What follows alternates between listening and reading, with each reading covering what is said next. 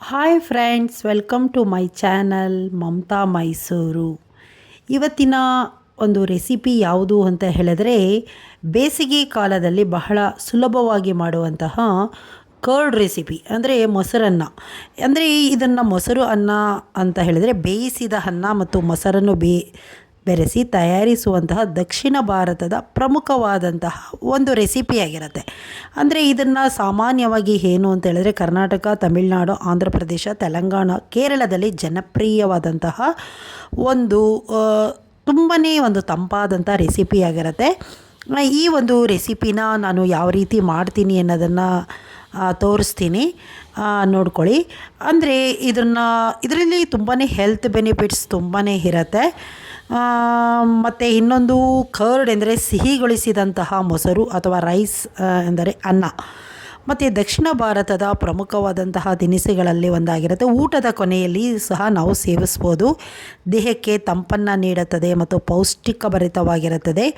ತಮಿಳುನಾಡಿನಲ್ಲಿ ಇದನ್ನು ತೈರ್ ಸದಂ ಅಂತಲೂ ಕರೀತಾರೆ. ನೋಡಿ, ಮೊದಲಿಗೆ ನಾನು ಏನು ಮಾಡ್ತೀನಿ ಅಂದರೆ ಆಯಿಲ್ನ ಹಾಕ್ಕೊಳ್ತೀನಿ. ಅಂದರೆ ಆಯಿಲನ್ನು ಜಾಸ್ತಿನೂ ಏನೂ ಹಾಕ್ಕೊಳ್ಬಾರ್ದು, ಅಂದರೆ ಸ್ವಲ್ಪನೇ ಆಯಿಲ್ನ ಹಾಕ್ಕೊಳ್ಬೇಕು. ಆಮೇಲೆ ಆಯಿಲ್ ಹಾಕಿದ ನಂತರ ಇದಕ್ಕೆ ಏನೇನು ಹಾಕ್ತೀನಿ ಅನ್ನೋದನ್ನು ಸಹ ನೋಡ್ಕೊಳ್ಳಿ. ಅಂದರೆ ಇದರಲ್ಲಿ ಮುಖ್ಯವಾಗಿ ನಾನು ಮೊದಲೇ ತೋರಿಸಿದ್ದೀನಲ್ವಾ, ಅಂದರೆ ಇದು ಏನು ಸಾಸಿವೆನ ಹಾಕ್ಕೊಳ್ತಾ ಇದ್ದೀನಿ. ಆಮೇಲೆ ಅದರ ಜೊತೆಗೆ ಜೀರಿಗೆನೂ ಸಹ ಹಾಕಿದ್ದೀನಿ. ಇದರ ಚೆನ್ನಾಗಿ ಒಗ್ಗರಣೆನ ಮಾಡ್ಕೊಳ್ಳಿ. ಸಾಸಿವೆ ಸ್ವಲ್ಪ ಸಿಡಿಬೇಕು, ಅದು ಇಲ್ಲ ಅಂತ ಹೇಳಿದ್ರೆ ಸ್ಮೆಲ್ ಇರುತ್ತೆ. ಸೊ ಇದನ್ನು ಏನಂತ ಹೇಳಿದ್ರೆ ಸ್ವಲ್ಪನೇ ಆಯಿಲ್ ಹಾಕಬೇಕು, ಜಾಸ್ತಿ ಆಯಿಲ್ನ ಹಾಕ್ಕೊಳ್ಬಾರ್ದು. ಇದು ಸಾಸಿವೆ ಮತ್ತು ಜೀರಿಗೆ ಎಲ್ಲ ಅದು ಚೆನ್ನಾಗಿ ಸಿಡ್ದಾದಮೇಲೆ ಅದಕ್ಕೆ ಏನು ಹಾಕ್ತೀನಿ ಅನ್ನೋದನ್ನು ಹಾಗೆ ನೋಡ್ಕೊಳ್ತಾ ಇರಿ. ಮತ್ತು ಇದಕ್ಕೆ ಏನು ಅಂತ ಹೇಳಿದ್ರೆ ಸಾಸಿವೆ, ಕರಿಬೇವು, ಒಗ್ಗರಣೆ ಇದನ್ನೆಲ್ಲ ಸಹ ಕೊಡ್ಬೋದು. ಉಪ್ಪನ್ನು ಸೇರಿಸಬೇಕು. ಅದನ್ನು ಯಾವಾಗ ಸೇರಿಸ್ತೀನಿ ಅನ್ನೋದನ್ನು ಸಹ ನೋಡ್ಕೊಳ್ಳಿ. ಇದಾದ ನಂತರ ಹಸಿಮೆಣಸಿನಕಾಯಿನ ಹಾಕಿದ್ದೀನಿ.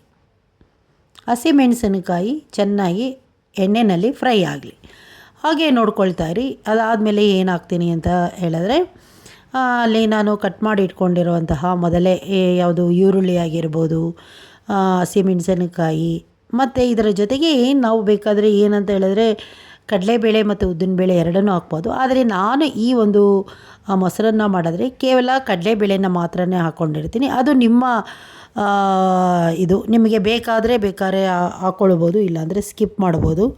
ಇದರ ಜೊತೆಗೆ ಈಗ ನಾನು ಈರುಳ್ಳಿ ಹಾಕಿದ್ದೀನಿ ಮತ್ತು ಕಡಲೆಬೇಳೆ ಎರಡನ್ನೂ ಸಹ ಹಾಕಿದ್ದೀನಿ. ಅದು ಚೆನ್ನಾಗಿ ಎಣ್ಣೆಯಲ್ಲಿ ಹಾಗೆಯೇ ಒಗ್ಗರಣೆ ಮಾಡ್ಕೊಳ್ತಾ ಇರಿ. ಬಹಳ ಸಿಂಪಲ್ಲಾದಂತಹ, ಬಹಳ ಸರಳವಾಗಿ ಮಾಡುವಂಥ ದಕ್ಷಿಣ ಭಾರತದ ಬಹಳ ಪ್ರಸಿದ್ಧವಾದಂತಹ ಒಂದು ರೆಸಿಪಿನೇ ಆಗಿರುತ್ತೆ. ದೇಹಕ್ಕೆ ತಂಪು, ಪೌಷ್ಟಿಕಭರಿತವಾಗಿರುತ್ತೆ.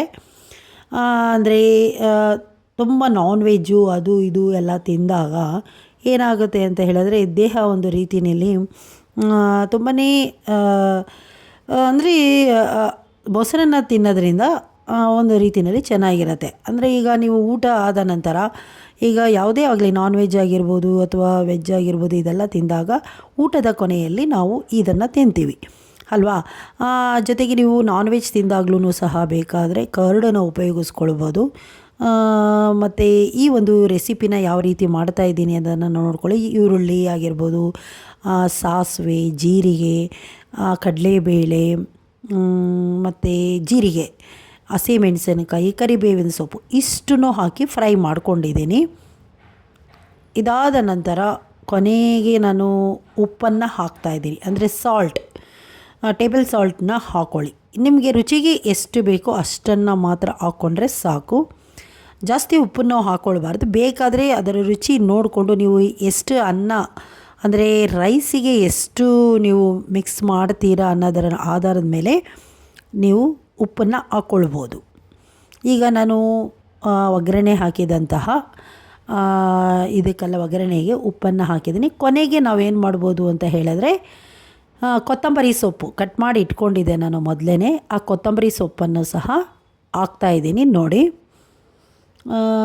ಈ ಕೊತ್ತಂಬರಿ ಸೊಪ್ಪನ್ನು ಹಾಕ್ಕೊಳ್ಳೋದ್ರಿಂದ ಏನು ಅಂತ ಹೇಳಿದ್ರೆ ತುಂಬಾ ಒಳ್ಳೆಯ ಒಂದು ಫ್ಲೇವರ್ ಇರುತ್ತೆ. ಮತ್ತು ಜೊತೆಗೆ ಯಾವುದೇ ಒಂದು ನಾವು ರೆಸಿಪಿ ಮಾಡಿದ್ರೂ ಸಹ ಈ ಕೊತ್ತಂಬರಿ ಸೊಪ್ಪನ್ನು ಹಾಕೊಳ್ಳೋದ್ರಿಂದಾಗಿ ಒಂದು ಪೌಷ್ಟಿಕಭರಿತವಾಗಿಯೂ ಇರುತ್ತೆ ಮತ್ತು ಚೆನ್ನಾಗಿ ಇರುತ್ತೆ, ಒಳ್ಳೆ ಟೇಸ್ಟಿನೂ ಸಹ ಕೊಡುತ್ತೆ. ಹಾಗೆ ನನ್ನ ವಿಡಿಯೋ ಯಾರ್ಯಾರು ನೋಡ್ತಾ ಇದ್ದೀರಾ ಎಲ್ಲರೂ ಸಹ ನನ್ನ ಮಮತಾ ಮೈಸೂರು ಚಾನಲ್ಗೆ ಸಬ್ಸ್ಕ್ರೈಬ್ ಮಾಡ್ಕೊಳ್ಳಿ. ಹಾಗೆ ನಿಮ್ಮ ಪ್ರೋತ್ಸಾಹನ ಕೊಡ್ತಾಯಿರಿ, ಲೈಕ್ ಮಾಡಿ, ಶೇರ್ ಮಾಡಿ, ಹಾಗೆ ಕಮೆಂಟು ಮಾಡಿ. ಮತ್ತು ಇದಕ್ಕೆ ನೀವು ಬೇರೆ ಬೇರೆ ರೀತಿಯಲ್ಲೂ ಹಾಕ್ಬೋದು, ಹಣ್ಣುಗಳೆಲ್ಲ ಸೇರಿಸೂ ಸಹ ಮಾಡ್ಬೋದು. ಇದಕ್ಕೆ ದಾಳಿಂಬೆ ಹಣ್ಣಾಗಿರ್ಬೋದು ಅಥವಾ ಗ್ರೇಪ್ಸು ಇದೆಲ್ಲ ಹಾಕ್ಬೋದು. ಬಟ್ ನಾನು ಅದೆಲ್ಲ ಏನೂ ಹಾಕಿಲ್ಲ. ಬೇಸಿಗೆಗೆ ಬಹಳ ಸಿಂಪಲ್ಲಾಗಿ ಕೇವಲ ಒಂದು 3 ಮಿನಿಟ್ಸಲ್ಲಿ ಮಾಡುವಂತಹ ಒಂದು ಸಿಂಪಲ್ ಆದಂತಹ ಕರ್ಡ್ ರೈಸ್ನ ತೋರಿಸಿದ್ದೀನಿ. ಈ ವಿಡಿಯೋ ಎಷ್ಟು ಆದರೆ ನೀವು ಶೇರ್ ಮಾಡ್ಬೋದು ಮತ್ತು ಕಮೆಂಟು ಸಹ ಮಾಡ್ಬೋದು.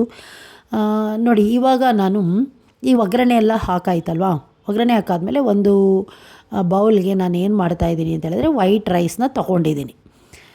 ವೈಟ್ ರೈಸ್ ಮತ್ತು ಇದು ಸಪ್ರೇಟಾಗಿ ನಾವು ಇಟ್ಕೊಳ್ಬೇಕು. ಎಷ್ಟು ಬೇಕಷ್ಟು ನಾವು ಒಗ್ಗರಣೆ ಇರುತ್ತಲ್ಲ ಅದನ್ನು ಈ ವೈಟ್ ರೈಸ್ ಜೊತೆಗೆ ಮಿಕ್ಸ್ ಮಾಡ್ಕೋಬೇಕು. ಎಲ್ಲನೂ ಹಾಕಿಟ್ಬಿಟ್ರೆ ಏನಾಗುತ್ತೆ ಅಂದರೆ ತುಂಬ ಹುಳಿ ಬಂದ್ಬಿಡುತ್ತೆ. ನಮಗೆ ಎಷ್ಟು ಬೇಕು ಅಷ್ಟನ್ನು ಮಾತ್ರ ಕರ್ಡು. ಈಗ ಮೊಸರನ್ನು ಸಹ ಸೇರಿಸ್ತಾ ಇದ್ದೀನಿ ನೋಡಿ. ಈ ಮೊಸರು ಹಾಕ್ಕೊಂಡು ಆ ಒಗ್ಗರಣೆ ಜೊತೆಯಲ್ಲಿ ಬೇಕಾದ್ರೆ ನಿಮಗೆ ಉಪ್ಪು ಸಾಲಿಲ್ಲ ಅಂದರೆ ಬೇಕಾದ್ರೆ ಉಪ್ಪನ್ನು ಸಹ ಹಾಕ್ಕೊಳ್ಬೋದು. ಚೆನ್ನಾಗಿ ಮಿಕ್ಸ್ ಮಾಡಿ ಬಿಸಿಯಾದಂಥ ಅನ್ನನ ಮೊದಲೇ ಆರಿಸಿ ಇಟ್ಕೊಂಡಿದ್ದೀನಿ ನಾನು. ಮತ್ತು ಈ ವಿಡಿಯೋ ಇಷ್ಟ ಆದರೆ ಲೈಕ್ ಮಾಡಿ ಮತ್ತು ಶೇರ್ ಮಾಡಿ.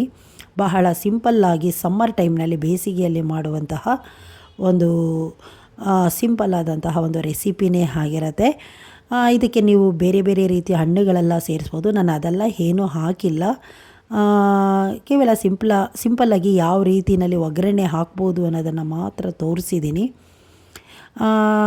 ಈ ಒಂದು ರೆಸಿಪಿ ಇಷ್ಟ ಆದರೆ ಲೈಕ್ ಮಾಡಿ. ಮತ್ತು ನೀವು ಸಹ ಯಾವ ರೀತಿ ಮಾಡ್ತೀರಾ ಅನ್ನೋದನ್ನು ಸಹ ನೀವು ಕಾಮೆಂಟ್ ಬಾಕ್ಸಲ್ಲಿ ಹಾಕ್ಬೋದು. ಈ ವಿಡಿಯೋ ನೋಡಿದಂಥ ಎಲ್ಲರಿಗೂ ಸಹ ತುಂಬಾ ಥ್ಯಾಂಕ್ಸ್ನ ಹೇಳ್ತೀನಿ. Thank you so much.